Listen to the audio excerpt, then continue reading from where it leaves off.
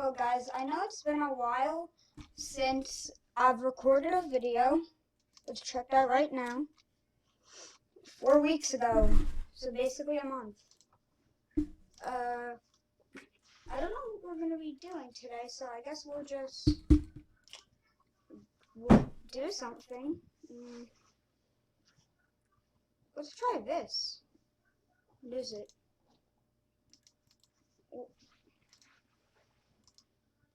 No.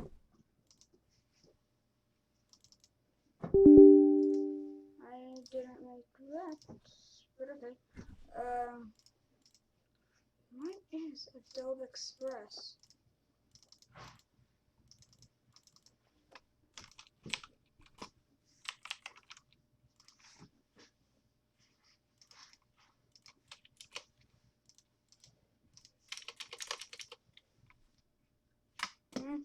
Okay. Let's see what this is. Free trial.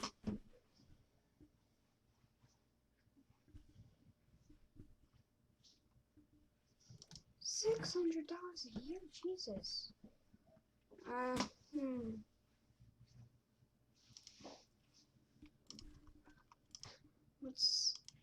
don't know what we're doing. I guess it's just watch some YouTube together. Let's watch. What should we watch?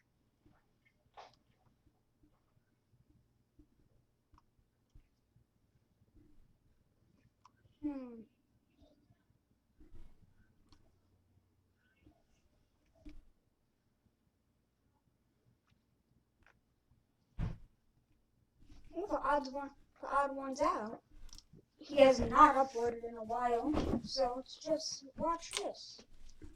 Okay? What is Outplay? You play and it records. You can choose exactly what you want it to record, whether it be kills. Use that jab. Let me just mute myself. Paw, boom, looking for the right time for that right. Yeah, that's me. You're probably wondering how I got in this situation. What's that? You're not wondering? This is just the natural life cycle of YouTubers, is what you're thinking? Well, why did I decide to participate in iDubbbz's Creator Clash charity boxing event where some ripped Australian guy was going to punch me in front of everyone I ever loved? On my birthday! And I wasn't even getting paid to get punched in the head! Well, I used to always be the skinny kid growing up. Not because I was eating healthy, no, I was eating nothing. I would see all the healthy food in the fridge at home and go, "Aw, dang, there's nothing to eat." It wasn't until March of 2020 that I started exercising more seriously. There wasn't a lot else to do during that time, if you know what I mean. I have a really buff friend, DJ Welch, who you might know as the beefiest guy in Creator Clash. We got into a Discord call one day and he showed me how to exercise, and we liked each other so much that we continued to work out virtually 3 times a week. And I learned a really good life hack to keep a consistent workout schedule, which is to have a gym partner, especially one that's more experienced and knows what they're doing, and between sets you can compliment his muscles completely platonically. When you're working out by yourself, it's so easy to think, my feet hurt. I don't want to work out. I want to binge all 12 seasons of The Big Bang Theory and not laugh at all. But if you have someone waiting for you at the gym, expecting you to lift weights with them, you're not going to flake as much. Plus, you get to look at muscles in the gym platonically. Sometimes you have to search for opportunities. And sometimes Ian from the channel iDubbbz drops into your DMs and asks, "Hey, want to get in a fight with a bunch of other YouTubers?" Completely platonically. It was probably the fact that I had been working out for quite some time, mixed with ignorance of what I was actually signing up for, that I, without any hesitation, was immediately on board with the idea and responded in all caps, "Yes! I've actually been working out!" I was going to be fighting an Australian YouTuber named... I've actually been working out! I was going to be fighting an Australian YouTuber named I Did a Thing, which is such a stupid username. His whole username is made up of 4 one-syllable words. That's like a whole sentence. Dude's got a whole sentence in his username. I didn't have any information on I Did a Thing. While most fighters got to actually meet their opponents and go on their podcasts, I had to stalk my opponent's Twitter for any information I could use. Aha! A clue! He says in this tweet that he's 6'4". I'm in trouble. But at least I Did a Thing had even less information about me. Try finding a recent picture of what I look like in 2022, Alex. Google says I'm 5'9" for some reason, which now that I think about it, that would make our fight seem way more stacked in his favor. So yeah, I'm totally 5'9" and not 6 foot. Yeah, I Did a Thing was clobbering on a slightly taller Michael Reeves. I told DJ, hey, I'm gonna be in a boxing match. Good thing I'm starting to put on muscle. And DJ said, oh, no. What we've been working on won't help you in boxing whatsoever. What? So Ian found me a boxing coach named Michael Flores, who's a 4 times Emmy-nominated belt holder and a total bro. I started training in January with the fight happening in May, and even though the final results may not have looked like it, I did train hard for this and took it very seriously. Michael wanted me to train every single day except for Sunday, and DJ could have me on Fridays. DJ, Michael's gonna be my new gym bro. Bro, I'm gonna miss lifting with you, bro. The very first time I trained with Michael, he told me, boxing isn't something that you should take lightly. When you step into that ring, you're going to war. And I said, oh, yeah, dude, don't worry. I work out. I know all about war, like a lot.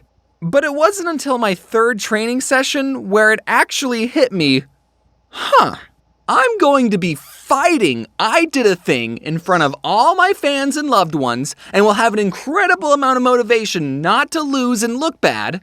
And I Did a Thing will be fighting me in front of all of his fans and loved ones, and will also have an incredible amount of motivation not to lose and look bad. This is probably what Michael was talking about. And this is where I learned another amazing workout life hack.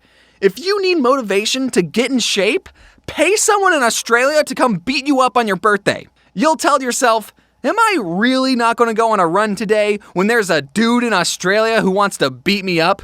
Am I really going to eat this cupcake when a dude in Australia wants to punch me in the solar plex? In February, Ian tweeted out, looking for a heavyweight content creator, 200 plus pounds who is down to box. Last spot available, you will be fighting a legendary Twitch streamer. And in March, DJ messaged me, hey, is Ian still looking for someone? And it turned out he was still looking for someone, so in April, DJ got added to the roster, and me and him are reunited. So DJ had about a month and a half to train, which was a little less than me, but I think he turned out fine. Oh, and he's coming forward and he goes down. Since none of us were professional boxers, that meant this was a brand new and frankly bat crap crazy experience that we were all facing together. Every single fighter trained hard for months, and we all respected the gosh darn hell out of each other. The level of camaraderie at this event was insane and platonic. None of the fighters had any real beef with each other, except Dad, maybe. I don't know, it's hard to get a read on that guy. Whenever a fighter was done with their match and they returned to their locker room, regardless if they just won or lost the fight, everyone would applaud them and tell them good job. At least that was the blue corner. I don't know what the red corner was doing. So, let's talk about my fight. If you can call it that.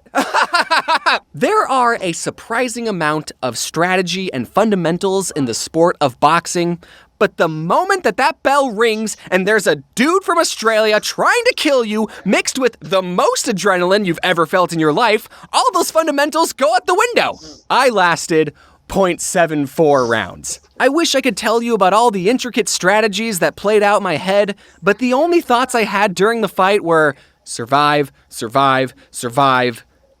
Ow. Where am I? After months of work and literal gallons of sweat later, I only lasted for a minute and a half, which actually isn't too far off from what it's like working in animation. I had a few notes on my performance, like I definitely should have moved my head better, and yeah, I got hit in the head a lot, but I did get Alex with this nice body shot and he did this weird spinning move, and then I just watched him do it for some reason. It is what it is. Half of us had to lose, and I lost. And now there exists some amazing gifs of me getting socked in the head. These are going to outlive me. At the end of it all, I'm still extremely glad to have been a part of this. Not only did the event raise $1.3 million for Alzheimer's Association, but I also went out of my comfort zone and challenged myself. Even though I got my butt handed to me, the journey was worth it. You don't grow as a person by winning all the time. You have to lose in order to get stronger.